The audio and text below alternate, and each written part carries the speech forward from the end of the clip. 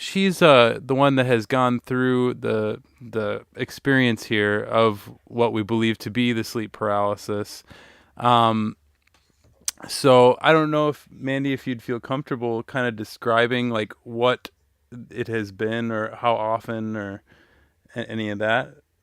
Would you be willing to do that? I guess. Okay. She's just a little nervous, Chris. So. Hello. Hey. This is Mandy, by the way. Yeah. So. Hi. Hey, Mandy. So I guess I'll try to make it quick so it's not this ongoing story, but Sam and Dan interviewed, was it Russ? Russ Dizdar, and I was kind of had a door shut, and I didn't want to hear about it. I was kind of being snotty or whatever you want to call it, just had a bad attitude really. And Sam was starting to kind of talk about like demonic attacks and stuff like that, and I kind of just rolled my eyes like, yeah, okay, just kind of brushed it off like it's no big deal.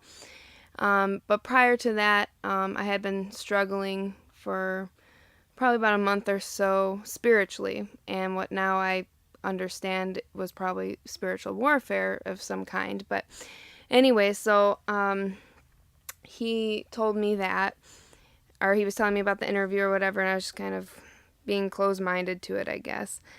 And that was it that night? That night. Okay, so that first night after all that, I went to sleep, and I don't know if this one was sleep paralysis or not, but I kind of brushed it off like it was no big deal. I had what I thought was a dream inside of a dream.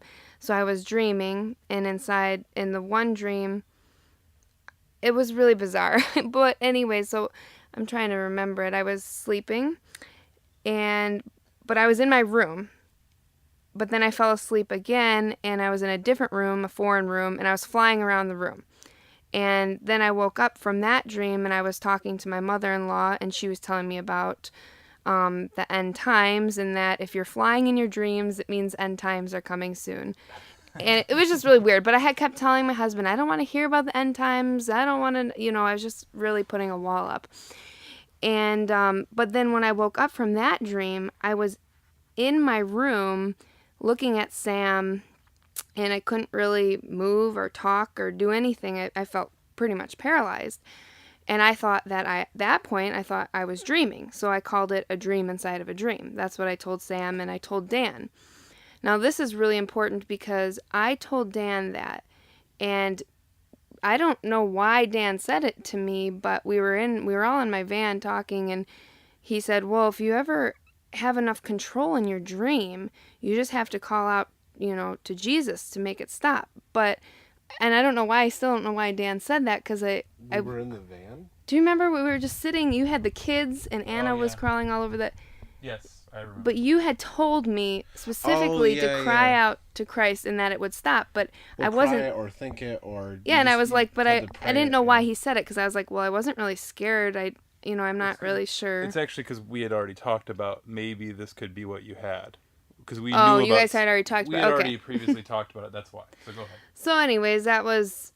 And then a month went by and nothing else happened. I didn't even think anything of that. I just kind of thought it was funny or whatever. And I still was choosing to kind of ignore what Sam and Dan were doing.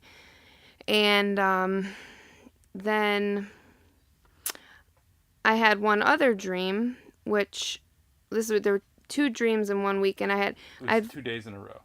No, I think there was a space in between. But Okay. It was within the week I had 2. And the first one was... I was laying in bed, and my daughter's 8 months old, and she was in the bed with me, but she really wasn't. But my eyes were open, and I still was so confused. Am I awake? Am I sleeping? Like, I was totally confused. But I think some of it was a dream because I was taking my daughter's temperature, and I know I wasn't really doing that. And anyways, her temperature was getting really high, and I was freaking out. I'm like, oh my goodness, we have to take my daughter to the hospital. She's going to die. This fever is so incredibly high. At that point, I think I woke up, but again, it was really fuzzy, so I don't know. And I was looking at Sam, and I couldn't move, I couldn't talk. and I was just trying to like get his attention and wake him up to tell him we had to take my daughter to the hospital. And I don't think, did I tell you about that or not until I had the second one? You didn't tell me until the next episode. Okay, so then I didn't think anything of it again. And But did I you, was like, in that particular one, did you wake up and in the room like for real and couldn't move and that kind of stuff, or was that just the dream on that one? that one I don't know. I can't tell what happened. When my eyes were open, what I think it was, I saw my room, I saw my husband, and I felt like I couldn't move. But that one was just very, very iffy to me. I still can't tell you if I was awake or asleep. But the second one I had really, really freaked me out. I definitely was awake. What happened was I woke up in my bed. And again, I thought maybe I was sleeping because I'd never experienced anything like it. And I was, again, looking at Sam, and I heard, we have a gate upstairs going down the stairs, and I heard the gate open or something. It was really weird. And then I heard my son's voice, what I thought was my son's voice. And all I knew is I had this fear take over me and tell me something was wrong with my son, or I needed to get to my son. And I felt like my son was standing behind me. He's 2 years old. I do not think he was standing behind me. I don't think he ever got out of his room. But I had this extreme urgency and this fear come over me that something was coming for my son, or something bad was going to happen to my son. And I was totally freaked out, and I actually felt myself trying to move my arms and legs, and I couldn't move anything. And I was like trying, in my head I was screaming, help, Sam, help me, wake up. And I was getting mad that he wouldn't wake up and help me or wake me up. And this was going on, I don't know, I don't think it lasted very long, because then something told me, and it reminded me that Dan said, oh, cry out, to Jesus. But I didn't, what I said in my head was, Lord, help me, over and over again. And it stopped. And I was like, and then I was just like, that was really weird, and I fell asleep. I went to bed after that, and I actually didn't tell my husband until the next night we were going to bed, and I started talking to him about it, and he's like, oh, I think you're astro projecting or something really weird. And I was like, and he was kind of he couldn't understand what I was trying to tell him. So somehow we got on the topic of sleep paralysis, and I looked up that definition, and I was like, oh my goodness, that's what I was experiencing. I think that's what I felt like. And then all of a sudden I was very fearful when I started realizing that it could have been a demonic attack or something like that. So then I became very frightened, and at that moment everything became really real to me. It was like, you guys aren't kidding, this stuff is real. And I can't believe that I was kind of rolling my eyes at it. So I think that's basically it. Not to mention, she was a little bit afraid to go to sleep. Sure. Oh, yeah. Yeah. I mean, that's a definite. I mean, and I want to encourage you on a few things. First of all, the first thing is that this is something that can happen for no good reason. And it's kind of isolated events. In fact, I think most people in their life will experience this, once, twice, something like that. A lot of the things that we'll probably talk about today, and I make a big point about this in the book, is that when sleep paralysis is very regular for people, that is, several times a week, several times a night, or whatever it is, that's when a lot of the causes and things that I'll bring up are usually there. But for instance, I've had sleep paralysis 3 times in my life, and in each of those cases, I was very interested to see what it could be. What was I doing wrong? Did I do something wrong with sinning or something like that I shouldn't have been doing? And I'm certainly not sin-free or anything like that. But those particular times, I couldn't think of a single thing that I was doing off or whatever. It just happened. And sometimes the cause can be spiritual warfare. I've interviewed Russ several times over the years, and I can tell you that's one way to get some spiritual warfare going on. But it actually happens to missionaries sometimes when they go to places where like witch doctors consider their territory and things like that. So it doesn't mean that you're necessarily doing anything wrong or whatever, although you should leave that open as a possibility. The second thing I want to say is that your experiences are extremely common, at least the first one and the last one, in several ways. You're waking up from a dream into a sleep paralysis state. I've actually experienced that, and I've heard hundreds of people describe similar scenarios. And I could explain why I think that is and so on later. But the other issue is that the third one, with the feeling of a presence in the room. I mean, in the literature, in the medical literature, they actually have a name for that. It is the most common thing in sleep paralysis, is the feeling of a presence. They call it sensed presence. Now, in your particular experience, you know, it was your son, and I can tell you, I have email boxes full of almost that exact scenario, whether it be a son or a wife or something like that.